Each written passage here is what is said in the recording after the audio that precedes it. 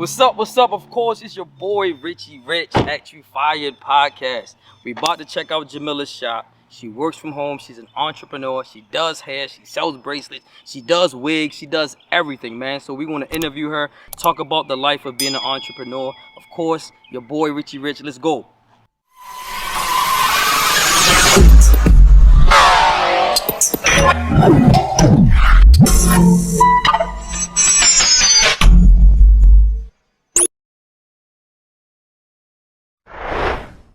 So we ready to go? Okay. All right, so what's up, man? Everybody, we starting this podcast talking about You're Fired. I'm your boy, Richard Davis. You can call me Richie Rich. I got a friend of mine. I got Jamilia right here, Hi. right? Somebody I went to high school with. She started her own business. And, of course, with this podcast, what we want to do is highlight small business owners, all right? Give you the opportunity to speak on your industry, what it is that you're doing as far as the service that you provide as well, and also how to encourage other people to start their own business, all right? So that's what we're here for. So we got Jamilia again. She here, so we appreciate you giving us this opportunity to interview you today. So thank you for having me. You're welcome. You're welcome. You're welcome. All right, so our relationship, I've been knowing you for years, right? We started off in high school, right? Yes. So just talk about a little bit about your experience and what it is that you're doing to get you to this point. So I'll start from when I was a kid, because people ask me all the time, like, well, how long you been doing hair? I'm like, forever, all my life. Okay. So I started doing my own hair when I was like 7 or 9, somewhere around there. That's pretty early. Yes, and really getting into it around like 12, and I just knew that was what I wanted to do after that. So I knew the school I wanted to go to. I knew I wanted to go to Carver. What? Well, yes. I got into Carver at the last minute. Like in middle school, I knew I wanted to get into Carver. I knew I wanted to go to cosmetology. I was like, oh my God, if I don't get in, I don't know what I'm gonna do. That was my number one. You know, on that paper you gotta check, number one. And so, like, yeah, for me it was easy. Like, it's a no-brainer. Like, this is what I'm gonna do. Did you have any other jobs prior to, of course, going through high school, getting into cosmetology, going through the 4 years? Did you have any other in and odd jobs that you did prior to that to lead up to you really getting the service as far as working for somebody else and you getting the training in the shop and then, of course, doing your own thing? So, like, I had little summer jobs in the, you know, when we in high school that had nothing to do with hair at all, but, you know, it was just something to do. But in school, we had what we would call the, oh my God, what is it called? Workers' comp? No, when you in school and we was in the classes and you had to do stuff outside the school to get your hours and stuff. Oh my God. Yeah. Brain fart, we'll figure it out. Brain fart, okay. So I did that. So I worked in a salon that was inside the mall. Mm-hmm. And I got hours for that. Okay. And I got paid too. Okay. So that was good. So that was a good experience working with people outside of the people that they brought into the school to work on. Okay. And then after graduation, I had all my hours, so I went straight to state board, got my license the same year. Okay. And I stayed at that salon for, I don't know, I'm gonna say about a year. And then I went to another salon. I've been at plenty of salons in my day. So how many salons have you worked for? Over 3. Yes. Okay. It's been over 3. Okay. I've been to Atlanta. I tried that. Came back from there. That wasn't it. Okay. So I've done a lot of things to get the training that you need, and that's great. And that's one of the great things about running your own shop is just the experience that you get. I don't want people to take that for granted, right? Because a lot of times we overlook certain odd jobs that we have, and sometimes it might not even be something relating to what you're going to do in the future. But the experience that you get, possibly you're a manager somewhere, you learn those experiences. Right. You take it and apply it to everything that you learn. I mean, I tried doing something else while I was still trying to get, I mean, like early, like 18, 19. Right. Like I was at KFC for like 2 weeks and I was like, bruh, not it. I was like, give me this check and I'm out of here. I was like, I can't do this no more.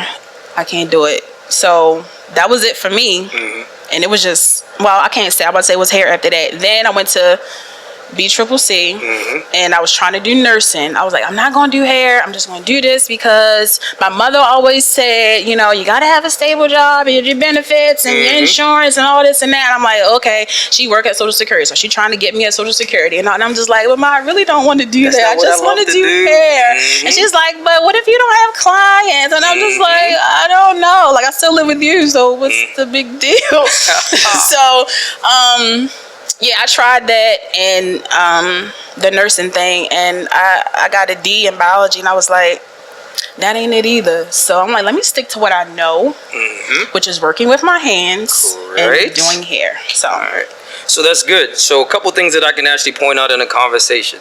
The fear factor. Yes. That is a huge issue. Right. If you allow it to stop you from doing what it is that you want to do and you love to do, or you can actually use it to catapult you to the next level. Right? So you talk about that. Even people that you love, your mom, you love her. Yes. She didn't mean any harm. She was really and she trying still to, doesn't, because to this day. Right, so she's trying to look out for you. Yeah. But it was almost like, well, baby, what if you don't do this? Baby, what if you don't do that? And that's one of the great things about being an entrepreneur.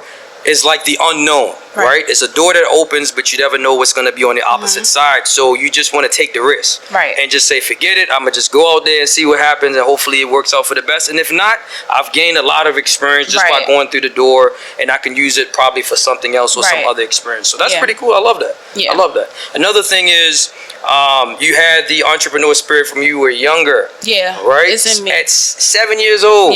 I'm not sure I wanted to fix appliances at 7 years old. That wasn't it. But what I used to do was break my toys and try to repair them. Back together. Put them back together. I used to always try to build different toys out of a milk carton box or cardboard.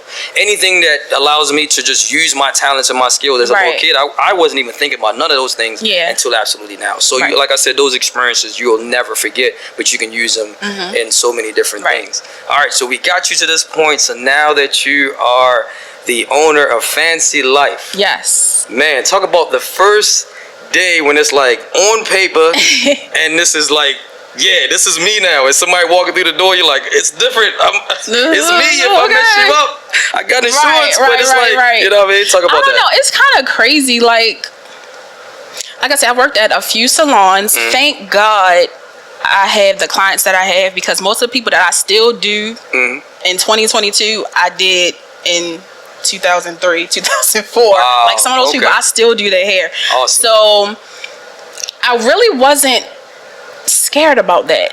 Honestly. No problem. Because a lot of people that I do are come through like referrals. So I don't do a lot of the whole walk-in type of thing. But it is kind of scary, because it is kind of like, okay, now we're serious. Now I need insurance for this now. Like, this is a thing. Like, okay. So, yeah, I don't know. I wasn't too nervous about it. It was just like the money that you have to put out for things. Like, you got to pay for the license, you got to pay for the name, you got to do, you got to do, and then you got to do it every year. It's like, nobody told me that you got to pay for this every year. So yeah, and let's not get into taxes. That's a whole nother thing. But so next question. That's a hot button topic. We might have to get into it, but we'll see how the interview goes. But let's rock with it, man. So, Phancy Life. How did you come up with the name Phancy Life? Like, what was that all about? I just kept saying, like, when my clients would be done. It was around the time that Drake song was out. You fancy, right? And I didn't do it because of him. It just so happened that I would say, I'm like, oh, girl, you're fancy. You're fancy. And then they would start saying, like, oh, you fancy, da, da, da, da. So it just kind of became a thing like that. And because I do multiple things, it's not just hair. So it's a whole lifestyle of things that I do. So that's where the Phancy Life came from. All right, well, great concept. Makes a lot of sense. Right, I think so. Okay, so that's awesome there. All right, so you said you provide service. Like, what type of service do you provide? Do you provide full service? Get into that a little bit for those who don't understand, especially the male audience. We don't know what that is. Right, I provide mainly hair services.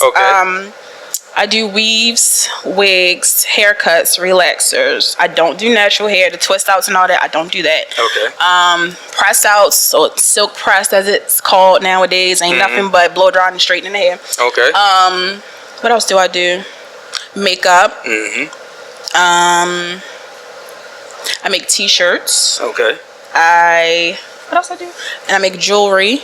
Yeah, I noticed that stuff on your website. Yes, I make jewelry. Okay. Sometimes I paint, but I'm kind of getting out of that because I'm older now. So like, and when I say paint, I don't mean like paint like pictures and stuff. I mean like walls. Like I can't keep getting on a ladder and getting down and all that. So I know how to do it, but it's, you know, the fancy life. It's a whole thing. Okay. So I did notice on your website, again, if you guys want to check her out, go to thephancylife.com. With a PH. With a PH. Yes. You know what I'm saying? You want to make sure you have the right one. I noticed that you have one here, like you said, you do custom wigs. Yes. I was shocked by the prices. And I'm not saying that your prices are high or low. I just didn't know that wigs cost that much. Because I go to the barber shop, I'm bald headed. Yeah. I get me a shape up, it's $35, and that's with a tip. Yeah. For me to spend $700. Explain that. like that's a huge difference for us men. Yeah. Like, man. Okay, Jesus. So number one, the most of the price comes with the hair. That's the main. A good 50 to 60% of the price is the hair. Okay. Especially if you want good hair that's gonna last, and then you can get your return on your investment from this $700-800, sometimes $1,000 that you bought for this hair, this wig. Yes, but it will last you. If you have really, really good hair, it can last like up to 5 years. And like, oh, it was $1,000. Like, oh yeah. So, that's the main thing. But closures cost money. Frontals, even more money. Don't get into blonde. What's like break that down? Frontals? What's that? So look behind you in that thing. Grab that little cardboard thingy. This? Yes. Okay, bring some of the services out. Voila. Okay, so this is a closure. It's not a frontal, but it's a closure. Okay. It only covers, it's a 5x5, so it only covers about this much of your hair. So you can put it like in the middle, you can put it on the side. Oh, okay, like now it makes sense. I've seen it all the time. I just didn't know what it was called. You can part it in the middle, or you can part it on the side. My Lord, fellas, look at what we looking at, fellas. Look at what we looking at. Look at, so this is the scoop. Yeah, we get inside of it. Inside. You're right. Yeah. That's what that is. Take this out. Jesus. So this is a closure. As you can see, 5x5, 5. You part it down the middle, side, whatever. And this looks like it's about 14 inches, maybe. This was probably. He probably sold this to her for probably like $130. For the front? 130 just for front? What do you do with the rest of it? And that's just me guessing. Jesus. So she has 3 bundles in there. So she probably paid maybe like $400 for everything, plus the $300 that I'm going to charge her to make it. So that's $700. Wow. That's how that happened. So fellas, we might need to invest in hair out here, I'm trying to tell you, $700 a piece. Yeah. Hey man, that's pretty cool though. I like that. I've learned something. So now when I see people, I'm like, oh, shorty got on a frontal.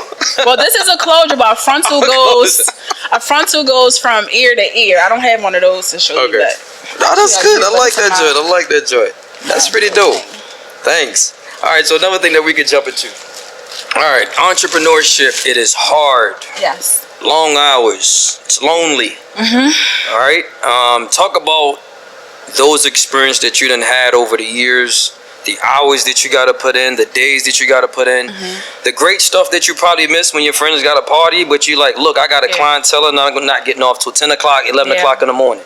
Talk about those experiences that you had to sacrifice. It's not so much now, but when I was like first on probably the first 10 years or so. Yeah, okay, all right. It's like you gotta get it, like. It's like, oh, you want, okay, all right, let me just, okay, all right, let me just see what I can do and try to squeeze and all that. So it's like, I remember 1 year for Easter. Easter used to be a big thing. People really don't get their hair done like that for Easter anymore. But when they did, I was in the shop still working at like 2 o'clock in the morning. My mother called me. She was like, where are you? I'm like, I'm at work. She's like, doing what? I'm like, I'm working. She's like, people getting their hair done? What? Yeah, like people are coming in at like 10 o'clock, like, because they did whatever they did throughout the day. We still like, listen, if I'm still here, come on. definitely missed a few things. Try to get off. You're late for everything. Because you got to do something. Baby shower was Saturday. Forget about it. Because hairstyles, Saturday is our money making day. Okay. Yeah. So baby showers, brunch, all that stuff. I'm like, well, I want to go. I want to go too. And then it's like you don't have time. Like if you can go, you're not gonna have time to try to find something to wear because you're working all the days before. It's like it's just And then another thing hairstylists deal with a lot is we look crazy ourselves majority of the time. So it's either a hat, bonnet, scarf, something like. I didn't say she did, but go ahead. We're getting everybody together. Right. Everybody looks nice, and we're just like,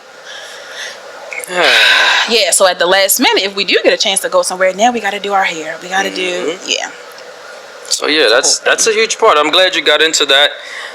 Because like I said, the grind, one of the things, again, I've been running my business for 11 years. So now it's a lot easier. I've gotten some help. Right. But prior to having help, I was an accountant. I was an office manager. I answered the phones. I did the service.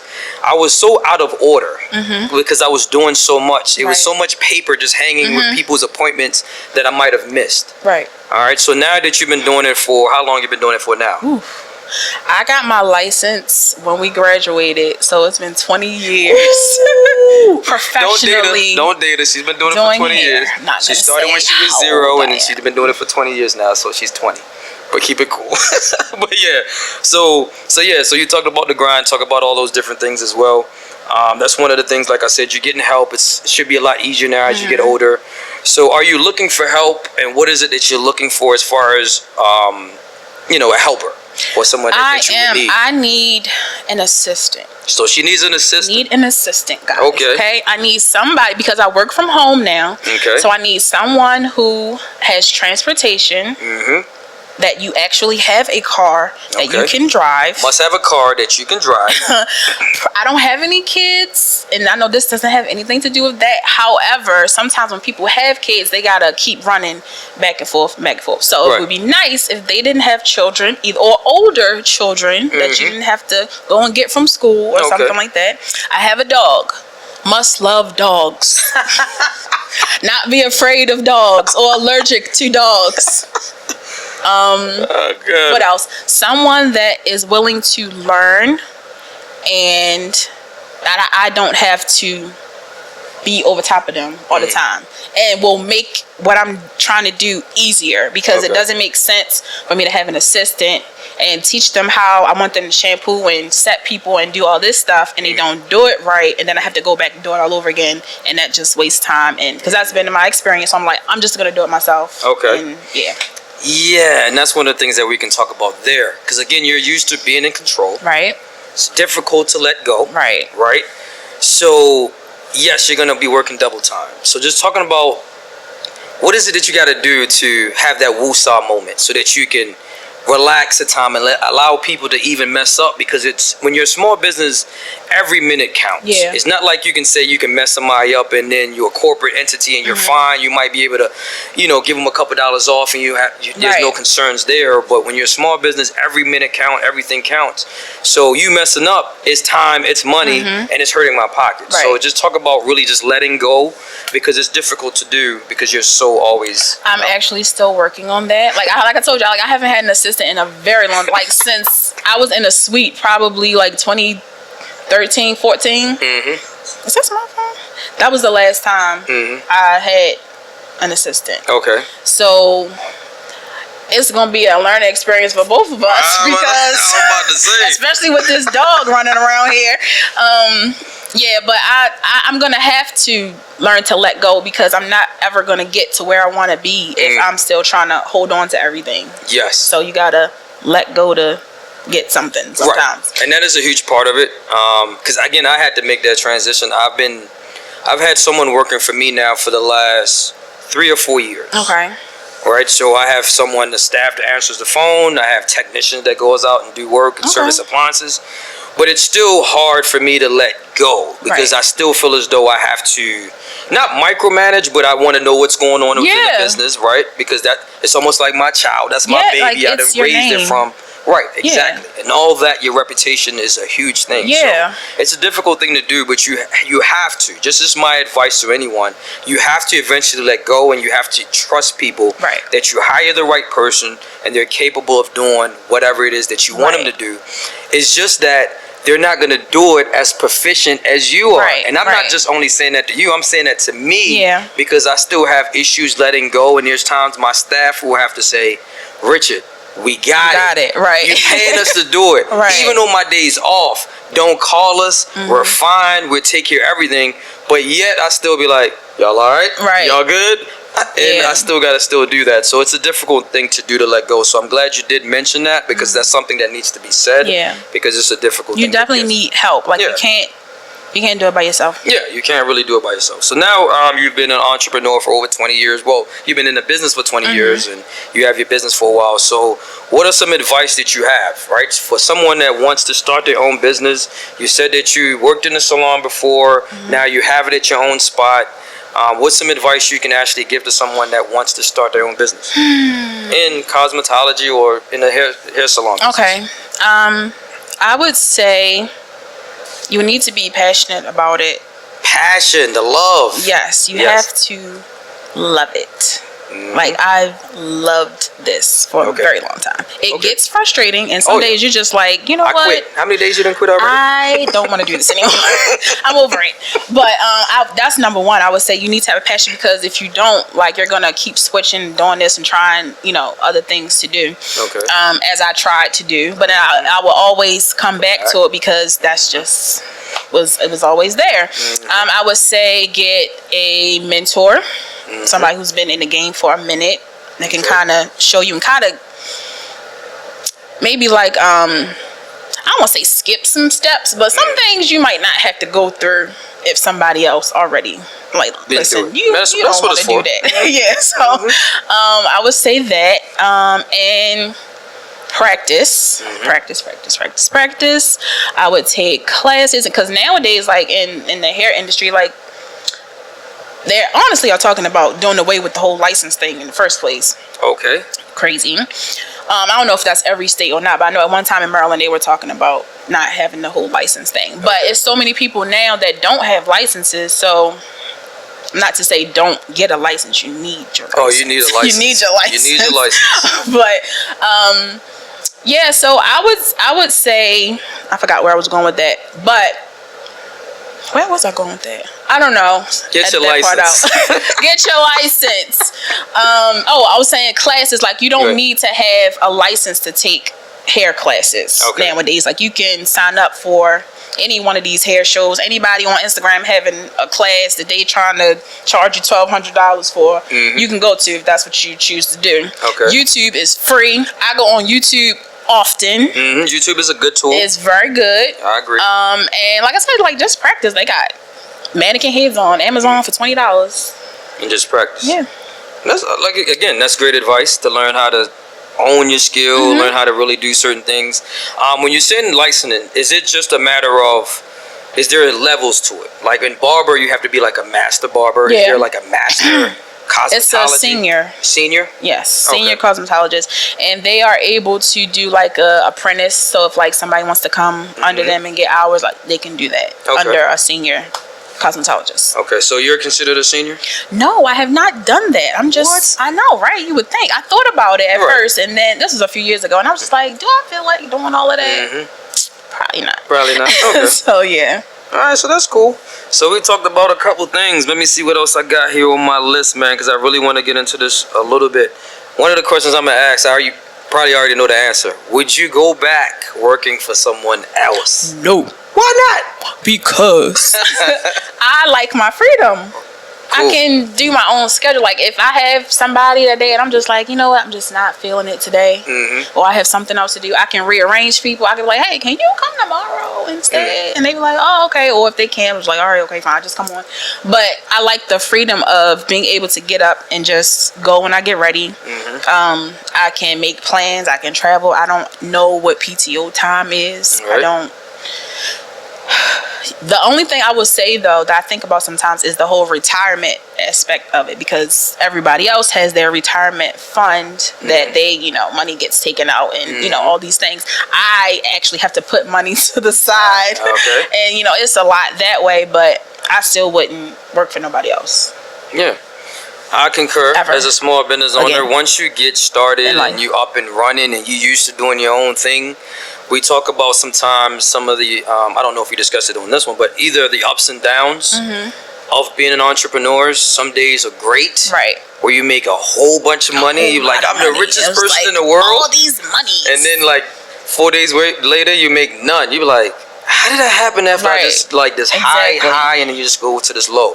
What advice do you have for people that's going through those phases? Because it does slow down. No matter what business, all businesses slow down to a certain degree throughout the whole entire season. So how does that, what advice you have? I would say just know that for every slow day, there's going to be like 2, 3, 4 days that you're like, yes, let me get that. You know, so it's not that bad. And sometimes you can have a bad week. Like last week, I didn't do that much, but I wasn't tripping about it because I'm like, they're gonna come. Like they've been coming. So now a few years ago, I'm like, oh my God, what am I gonna do? It's just like, I don't know. You just get older and you just like, it is what it is. Good. Like, you're good. Yeah.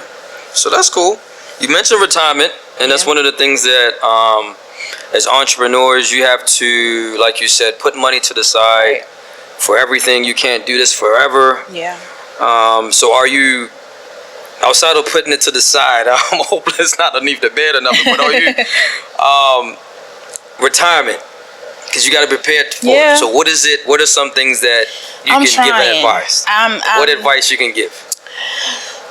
You got to know somebody to know somebody to know somebody. For real, because in this hair thing, like some people are just working, right, and they not thinking about later when you can't do this no more, because you can't. I do not want to be 70 years old still trying to flat iron somebody here. I don't want to do that. I agree. So and I've seen some people that's 60 and 70. I'm just like, wow, I don't want to do this. But I was just thinking the other day that, okay, I really need to find, and I know somebody who can help me to really set it up in the right way that the money will, I'll have a place for the money to go. So, so I won't be to go and grow. So I won't be looking crazy when I get ready to put down the flat irons. Okay. All right, so we got a question. What expansion looks like for you, and do you want to expand? Yes. So, I've always wanted to have a,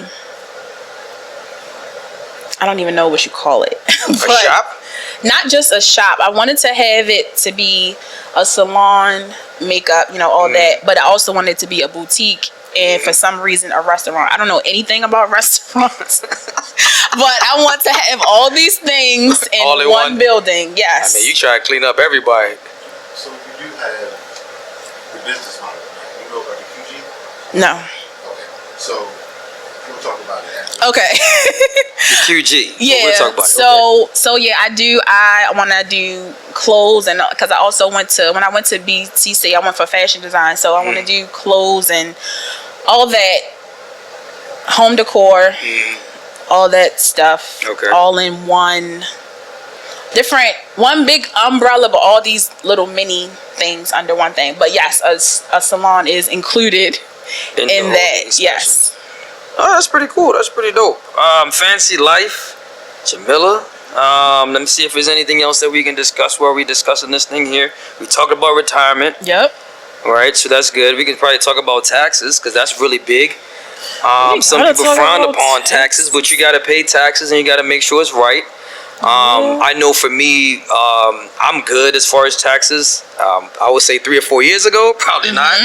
So I was able to have an accountant, and that's one of the things that I can say. If you can afford an accountant, it's best to get a good one.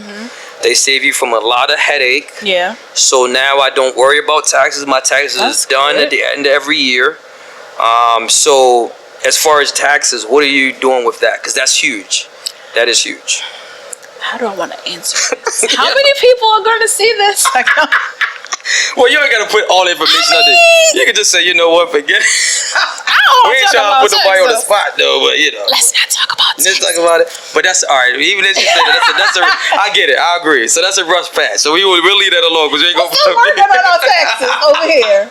That's what I'm gonna say about that. But all I'm gonna say about that is get it together to a certain point, right? But you do. I will say this though. When you get ready to do your taxes, make sure you're ready to do your taxes. Oh yeah. That is what I will say. Yeah, see, that's good. That's all I wanted to get from you the whole time I said all that. Yeah. That. Get it together. Get it. Like, if you ain't trying, I ain't gonna tell you don't pay your taxes. Oh, no, not on this podcast. Don't pay your taxes. However, if you aren't paying your taxes, be sure that you are ready to when you get ready to. Okay. Because you don't want... Just don't do it. Yeah, just don't do it. You just want to do the right thing. Yeah, All right, so another thing that just came to mind. All right, 2 years ago, we're still in the COVID. Still there. It's not quite gone. Right. So you had to make a transition from where you were prior to COVID and then COVID happened. Talk about that transition. Like, what happened throughout that time? Did you have to go to a smaller spot? Did you have to... how was it with your interaction with your customers? How did that change your business as far as what you do? Actually, it made it better. For me too, it kind of did. It made it better, thank God. Thank God for that. I had already, at the end of 2019, I had already started working from home. Okay. So I was kind of ahead of it just a little bit. So thankfully, I didn't have to do the booth rent or the suite rent and none of that. So I didn't have to worry about that, thankfully. Okay. I was glad to take a break. Okay. And they shut everything down. Like, oh, the people were still texting me. Like, oh, hell yeah. I'm like, I'm not working. Why you ain't working? You get the head done. I know, but I was like, I said, yeah, no, I'm not. I was perfectly fine on my couch watching Netflix for about a month, and I was like, okay, let me try to, start back up. Get back. Yeah, so I think I started maybe like the end of April or something like that. Still the same people. Then I got some new people, and I had a bunch of ideas and all things like that. So I started to do, and I was already doing one person at a time anyway. So I just kept doing that. Okay. It really didn't change that much. Like, it got better as far as financially, but for what I was already doing, like, it was pretty much the same. Same thing. Yeah. Okay. I just got a little vacation. Yeah. I would say for us, everything was. I was working less, but I was just making this just about the same amount, and sometimes even more. Yeah. So it wasn't too bad. It was just that after the day was done, which was probably around 3. What else was I going to do with the rest of the day? Gotcha. Right? So that was just mostly it. But the transition wasn't too bad because we was considered essential. So yeah, thank God for that. And if it wasn't for that, then we probably wouldn't have been here. Oh, thank God you made it. Right. All right, so you said you work in a salon because I almost finished here. You said you work in a salon, you're working from home. What's the difference between the two, working in a salon? Explain that. What are certain? You mentioned booth rent, right? So there's certain things that people that really don't know. Yeah. Just talk about that a little bit as far as expectations in a salon, what you got to do, and all that stuff. So if you're in a salon, it's probably at least 4 chairs in there. At a small salon, it could be 10 people working in there. I worked at a small salon. I worked at a big salon. Right. So the expectation is this is your corner. Like, this is where your stuff goes, and you get like maybe a little extra storage somewhere else. You don't want people doing this. You can't eat. You can't do that. You can't da da da. At certain places, other places, little ratchet, little ratchet. They don't care. But the expectation is you pay your booth rent at the end of the week or either at the beginning of the week. It used to be as low as $150, but nowadays I think people are charging like maybe $220 or something like that. $220, 4 weeks in a month. Yes. So that's almost, you can say almost like $1,000. Yeah. That you have to pay in rent, and if you don't make that money, whether you are there or not, you still have to pay it. They usually give you like your face. They usually our producer Isaiah make faces. They usually give you like a week free vacation time. Right.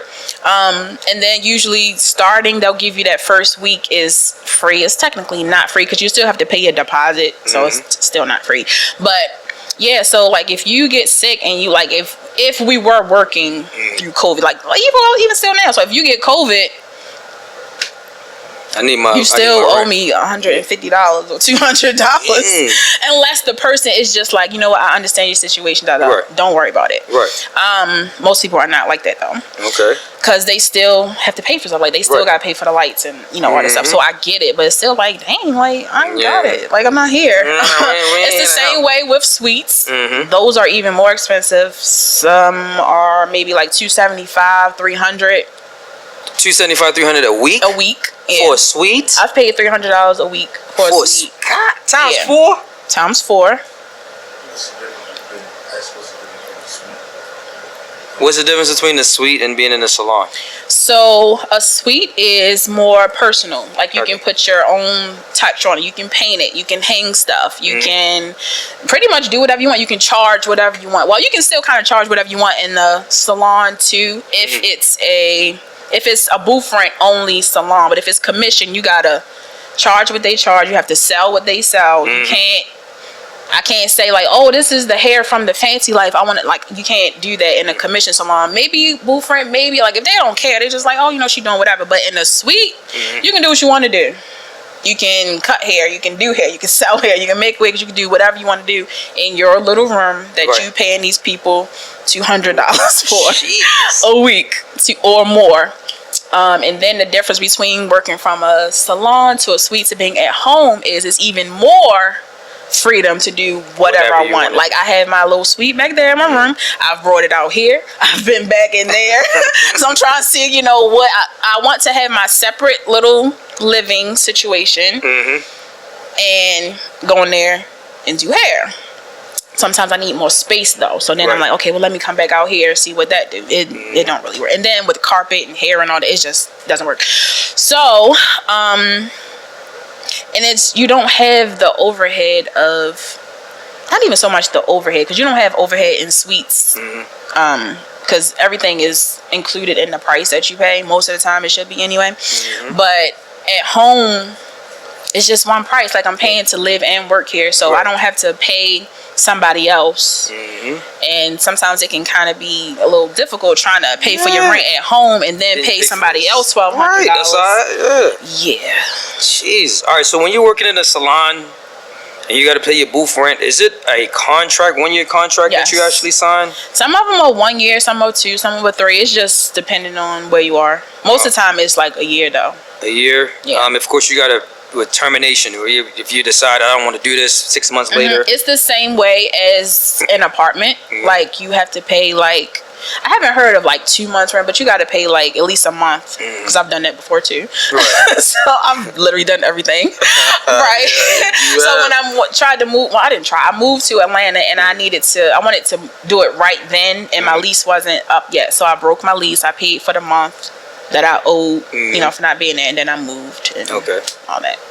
All right, well, we can talk about Atlanta a little bit. We got some time. What about Atlanta? Like, everybody wants to move to Atlanta. Atlanta is so wonderful. It's so great.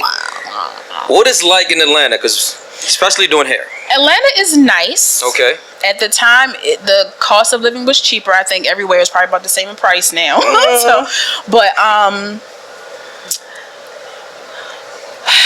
In my experience, it wasn't really worth it. Okay. I would say that I didn't really plan enough to make such a move doing what I do, because I didn't have another stable, as they say, or as they say sometimes in the hair thing, like a real job. So I didn't have a real job, to kind of be like, oh, okay, well, I'll just do this while I'm working on my clients. I was just like, I've been doing hair, like I'm gonna do hair. So I went from working in a salon that was it Boo Friend? I think it was Boo Friend. She was working with me because she knew I was moving, and she was a really nice lady. So she wasn't charging me like crazy prices or nothing like that, because I really didn't do anything. Like it was pointless. I was like, I thank you, but I gotta go somewhere else. So then I went from there to a commission place, so I thought it might have been better. But if you do booth rent for so long, you've been working for yourself for so long, to go to somebody else's place and have to come in when they say, like, you're on a schedule. I was like, what is this? Like 10 to 6? Who, me? Right. I gotta be here till 6 o'clock. Like, if I'm not doing nothing, I was like, bruh, this is not it. And then the prices down there were different, and I was in like a college type of area. It was like near Spelman and all that. So they had a lot of college students coming in, so they had these college discount prices and all that. So if I'm charging up here at the time $200 for a weave, I'm down there charging like $125, and then it was 50-50. I was like, I can't. Wow. I can't do this. And then I have to sit here until 7 o'clock. Like, if I was done at 12, I was like, yeah, so can I just, they was like, well, you're on till 7. I was like, you really wanted me to stay here? I was like, oh. I was like, no, this not for me. So then I found a suite. I said, okay, I'm familiar with suites. Let me go back to a suite. But I ended up finding this lady who needed help. And I was like, I don't mind helping, because I don't have clients down here like that. So what else would I do? So she had a lot of clients, and she had 2 suites, and she did a lot of weaves, and I don't know if she was doing wigs at the time. She was doing a lot of weaves and stuff.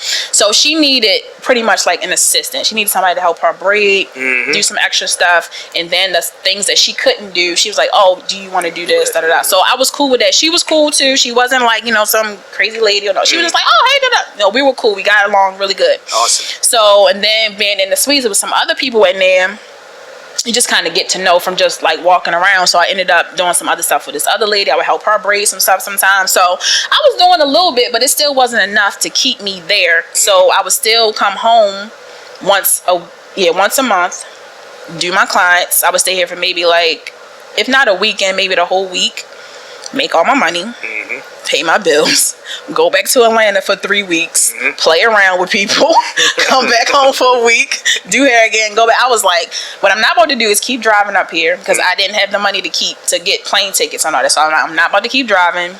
And once one of my clients, when she came, like, she would come all the time, like every 2 weeks, every week, like, oh, like, people come to get their hair done for like the silliest things sometimes, and I'm like, I'm here for it, so I'll do it.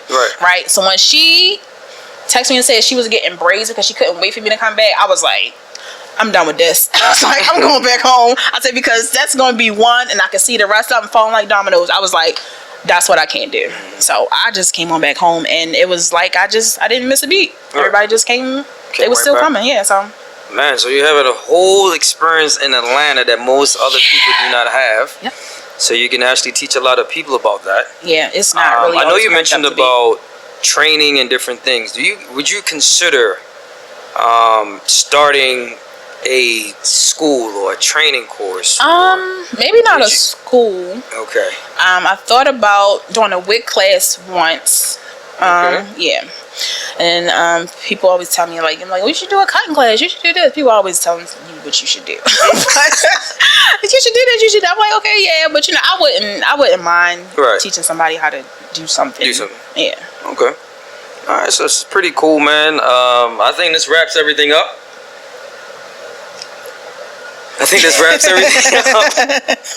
I love my producer. Appreciate you, brother. We're here again with the phancylife.com. That's the website. Yes. Make sure you spell it with the what? PH. The PH. Of course, this is Jamilia. I'm hoping this helps someone. Really, that's what we're all about.